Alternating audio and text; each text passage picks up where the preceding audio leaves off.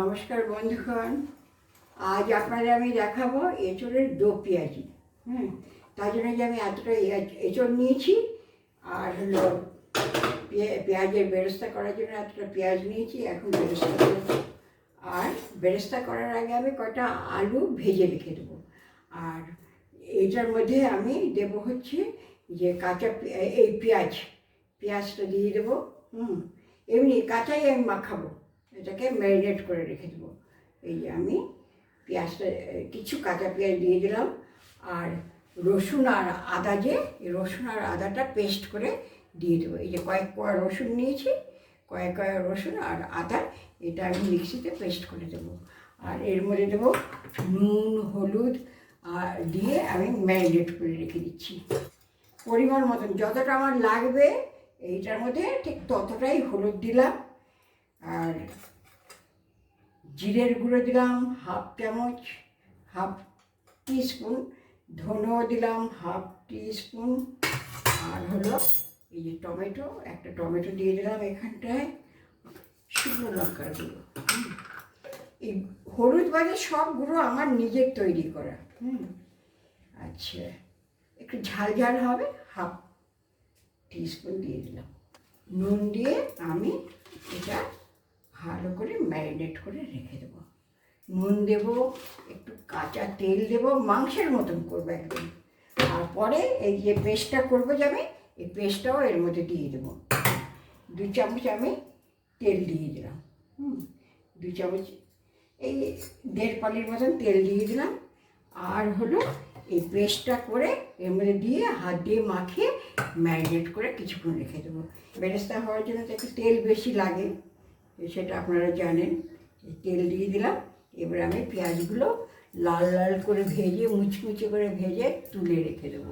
তেল গরম হয়ে গেল, আমি এবার একটা আলুটা একটু ভেজে তুলে রাখবো। আলুটার মধ্যে একটুখানি নুন দেবো, হালকা একটু হলুদ দেবো, আলুটা ভাজার মতো। এই যে আমি আলুটা লাল করে ভেজে তুলে রাখলাম।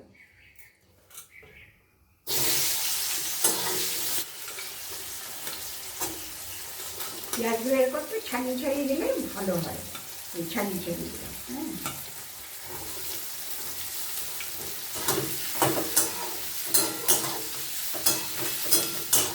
এই যে মিক্সিতে আমি আদা আর রসুনটা পেস্ট করে নিয়েছি।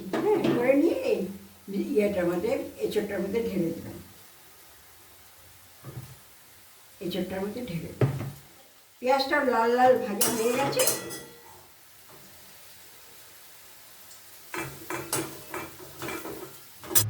কড়াইতে তেল আছে, যেহেতু এঁচোড়, সেই জন্য এঁচোড়ে একটু সবসময় তেল একটু বেশি লাগে। আমি আর 2 বারই তেল দিয়ে দিলাম। আর দেবো না, বেশি দেবো না, কারণ বেরেস্তা থেকে তেল বেরোবে। আর এখানেও আমি একটুখানি কাঁচা তেল দিয়েছি, সেজন্য আমি আর তেল দেবো না। তেজপাতা দিয়ে দিলাম, আর হলো দেবো হলো গরম মশলা, 2টো এলাচ দিলাম, একটু দারচিনি দিলাম, 2টো লবঙ্গ দিলাম, আর হলো একটু জিরা দিয়ে দিলাম। আচ্ছা, এটা যে ভাজা হয়ে গেল, আর আমি তো এই রসুন আর ইয়েটা একদম মাখিয়ে নিয়েছি সব কিছু। এবার একটু সিম করে দিলাম, কারণ প্রচণ্ড হিট হয়ে গেছে কড়াইটা, সেই জন্য এই যে আমি এখন এগুলো সব ছেড়ে দেবো।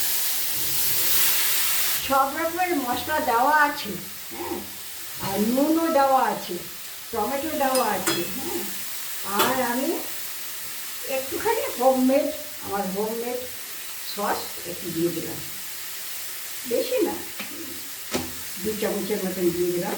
1 টিস্পুন, কেননা সসে একটু মিষ্টি আছে, টিস্পুন একটু চিনি দিলাম।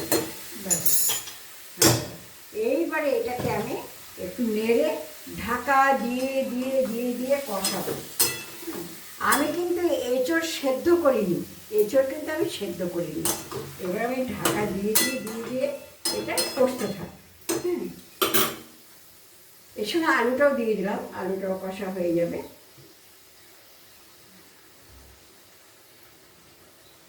এটা পুরোটাই সিমে কষা হবে, ঢাকা দিয়ে এটা কষা হতে থাকবে।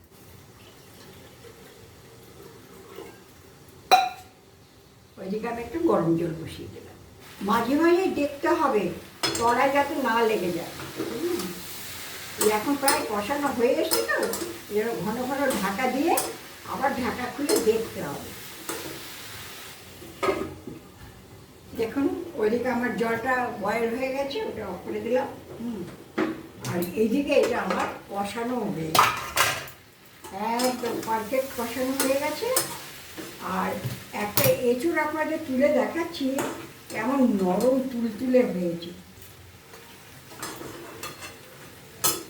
এই এঁচড়টা একদম কষাতে কষাতে না একদম নরম হয়ে গেছে, একদম দেখুন নরম, একদম নরম হয়ে গেছে, একদম টুকরো টুকরো হয়ে গেলো। আমি আঙুল দিয়ে টুকরো টুকরো করে ফেললাম।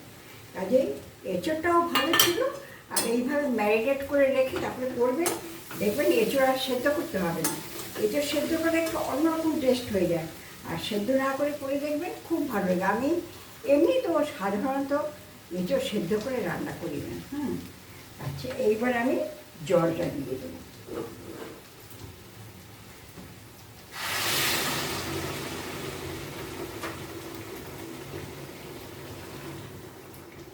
আলুটাও সেদ্ধ হয়ে গেছে আর এঁচড়টাও সেদ্ধ হয়ে গেছে, জলও ফুটিয়ে দিয়েছি।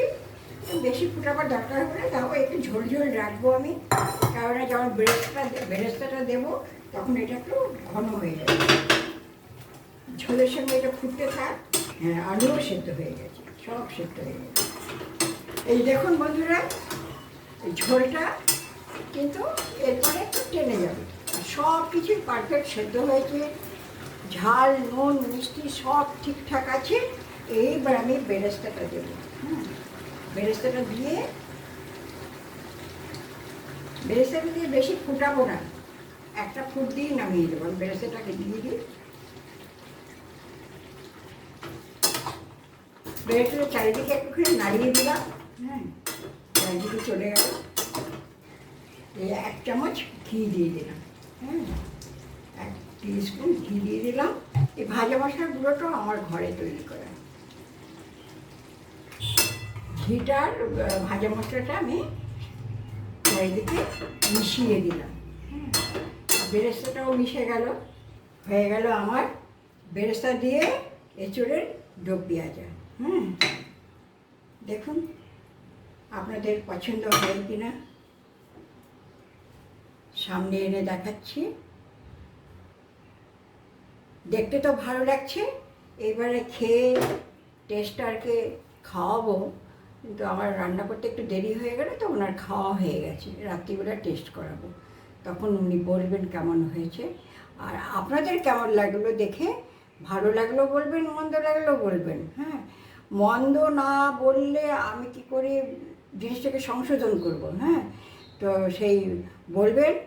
আর হচ্ছে লাইক করবেন, কমেন্টস করবেন, সাবস্ক্রাইব করবেন এবং পারলে শেয়ার করে দেবেন। ঠিক আছে, ওকে, থ্যাংক ইউ। হ্যালো বন্ধুরা, আজ দুপুরে করেছিলাম আইটেমটা, কিন্তু তখন আমি করতে পারিনি, ওনার খাওয়া হয়ে গেছিলো। এই জন্য এখন আমি ওনাকে দিয়ে রিভিউটা করে দিচ্ছি। এই নাও, এঁচড়ের ডো পেঁয়াজিটা কেমন হয়েছে খেতে তুমি একটুখানি বলে দাও, তারপরে অন্য জিনিস দিয়ে খাও। ভাত ছড়িয়ে দিচ্ছি তোমার, খেয়ে বলো। ভালো হয়েছে, একটু অন্যরকম টেস্ট হয়েছে তো একটু। এটা একদম নতুন নিয়মে করেছি আমি। খুবই ভালো হয়েছে। ভালো হয়েছে? আচ্ছা, উনি তো ভালো বললেন। উনি হচ্ছেন আমার হাজব্যান্ড। প্রথমে পরিচয় করাতে ভুলে গেলাম। আচ্ছা, তা উনি বলছেন খুব ভালো হয়েছে। না, ভালো হয়েছে। ঠিক আছে, ওকে।